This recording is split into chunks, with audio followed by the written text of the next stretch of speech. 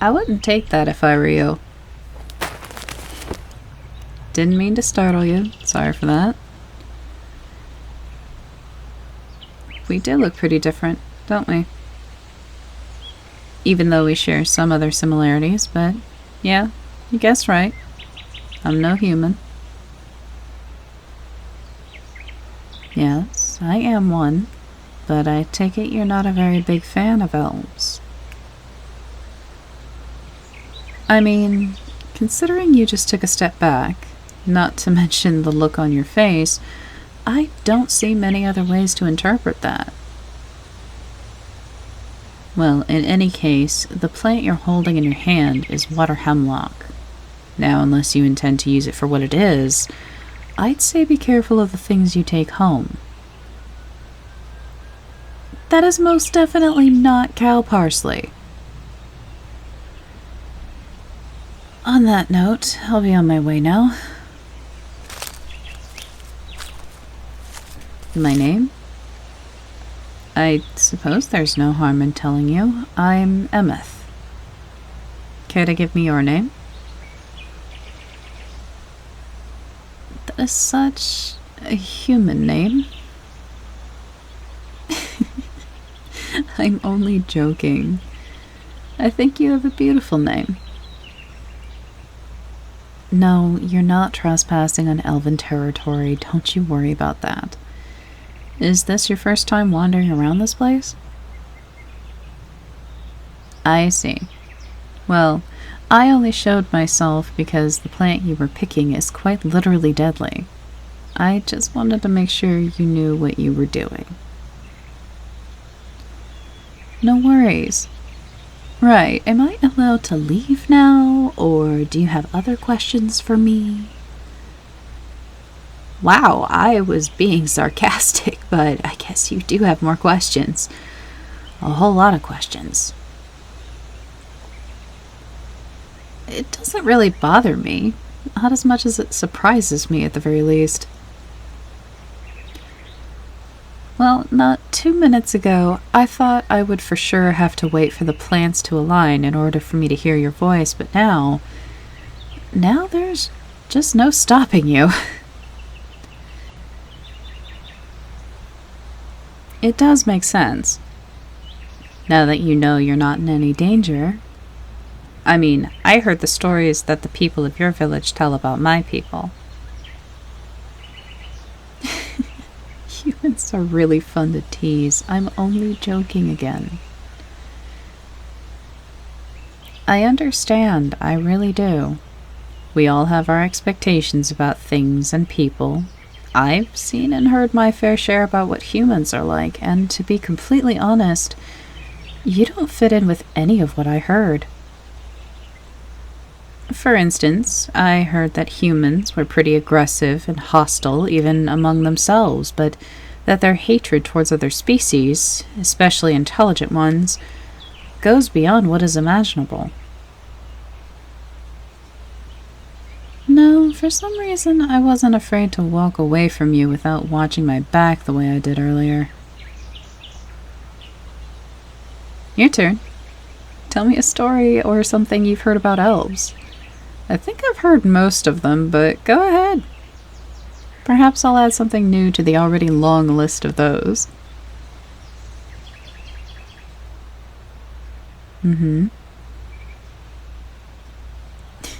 Your grandmother said that? No, we do not hold rituals to curse the human race with incurable diseases. That is a really good one. Ow, no. That one is not an elf thing. That's more of a me thing. I've always loved the greenery around me. I feel like I can speak the language of plants. Elves are very much capable of performing magic, but what I have with plants is not much of a power, not as much as it is a passion. I believe you humans use that word as well. I have acquired and read every book about plants that I have laid eyes on, and I have been doing so since my younger years, and I can't seem to slow down.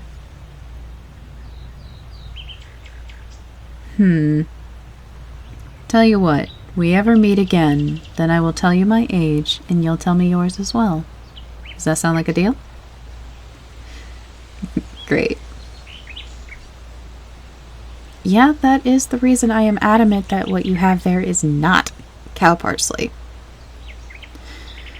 For starters, the stems of cow parsley are thinner than that and could even be described as graceful. Meanwhile, water hemlock, as you can see, has a robust stem. Besides, cow parsley shouldn't have those purple blotches. I do know a place where cow parsley grows. It's not very far from here. I can guide you there if you'd like. Right this way then.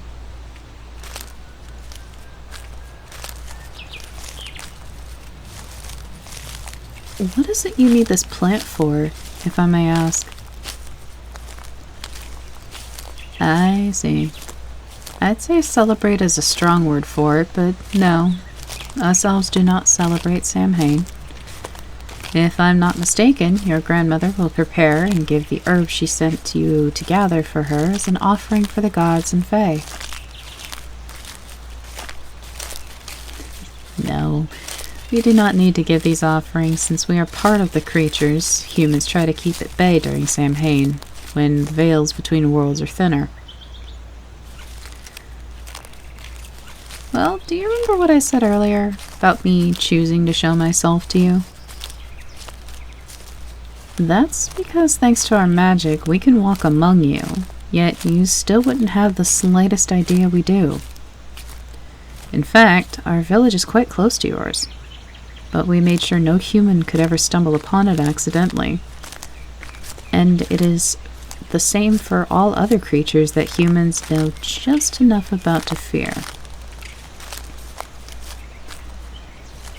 I'm not very knowledgeable in history, but I believe that ages ago humans came to understand that around a certain time every year, extraordinary things happen. Well, extraordinary for humans, that is.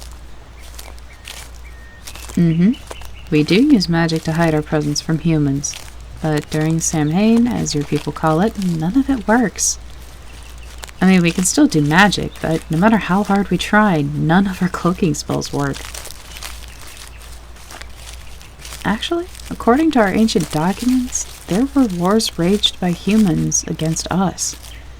Against all of us, and apparently they lost all of them.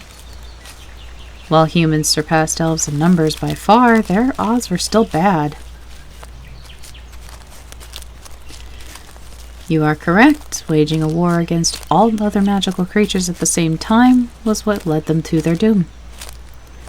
After that, even when humans tried to take us down one race at a time, they still failed. Because we understood that once they'd be over with one, they'd go after another, so the rest of the races decided to join forces against your people. But that was centuries ago from what I read. I think so too. I mean, humans had to cut their losses at some point. What I think is sad, however, is that they decided to isolate themselves instead of opening up to the rest of the world and getting to know what lives around them. They lost, but they still held on to their ways till the end. Humans refused us, no matter what, and they only instilled fear in their children about us.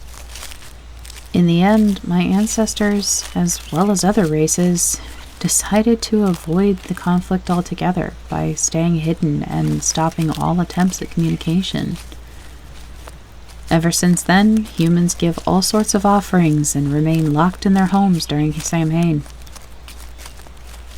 So, yeah, that was how Samhain as you know it came to be.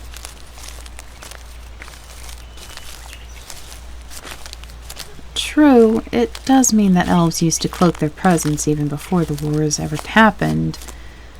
Looking at it from that angle makes me empathize with humans back then. It certainly mustn't have been easy. Walking out one night to find that an entire village has appeared out of nowhere at your doorstep. Still, a lot of lives were lost. and I think there were other ways to deal with the situation other than waging war like they did.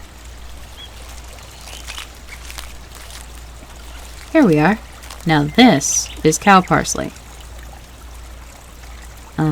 And you can see that one has a darker shade of green while the other has a paler one too.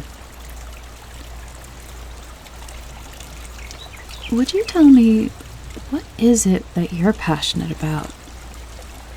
You know what I'm passionate about. I think it's only fair that I get to know about you. What is it? Did I say something wrong? You just seem very uncomfortable all of a sudden. Is that so? Wow. No, I guess I didn't really expect that. Magic is part of my everyday life, but for a human, magic is uncharted territory. As far as I know, your kind has been very hush-hush about the topic. Almost like speaking the word magic would curse them. I never thought I'd live long enough to hear a human admit that they not only study and research, but try to practice magic as well.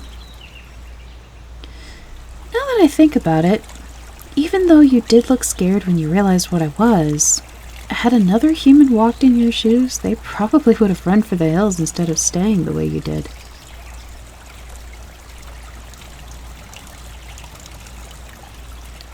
So it is true then.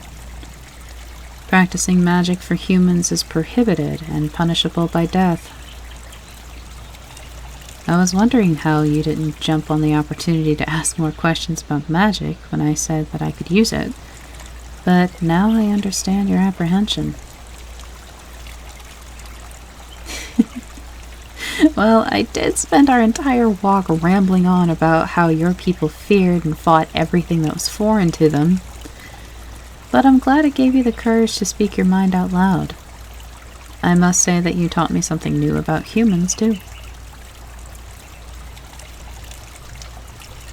I learned that humans possess individuality as well.